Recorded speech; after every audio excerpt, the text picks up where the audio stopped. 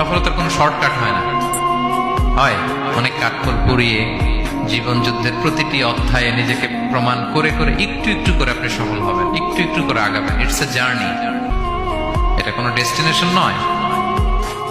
এবং সফল হওয়ার পথ পরিক্রমায় কোনো লিফট নেই, সিঁড়ি বেয়ে উপরে উঠতে হয়। কি বেয়ে? কিন্তু আমরা সফল হতে চাই কিভাবে?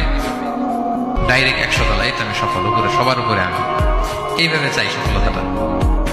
সবার উপরে উঠে যাব, গোল্ড মেডেল গলায় পরাই দিবে, আমরা সাকসেসফুল না। সফলতার রাস্তায় কোনো লিফট থাকে না, কি দিয়ে উঠতে হয়?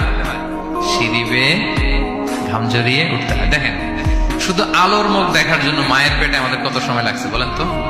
জাস্ট একটু লাইট, হ্যাঁ 9 মাস 10 মাস সময় লাগছে শুধু একটু আলো দেখবো আমরা।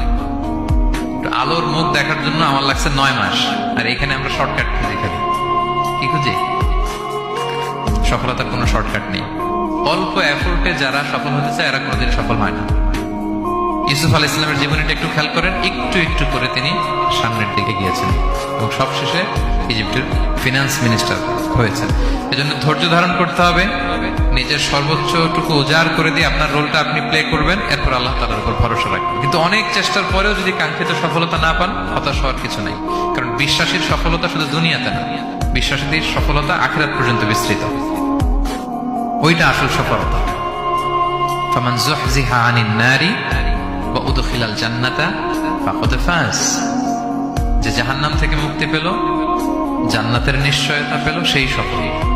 আমরা যেন সেই সফলতার জন্য অপেক্ষা করি, আমরা যেন দুনিয়া আখিরাত উভয় জাহানে সফল হতে পারি। আল্লাহ তাআলা আমাদের সবাইকে কথাগুলো বোঝার ও আমল করার তৌফিক দান করুন। হাযা মা ইনদি ওয়াল ইলমু ইনদাল্লাহ আলাইহি তাওয়াক্কালতু ওয়া ইলাইহি উনীব। ওয়াসসালামু আলাইকুম ওয়া রাহমাতুল্লাহি তাআলা ওয়া বারাকাতুহু।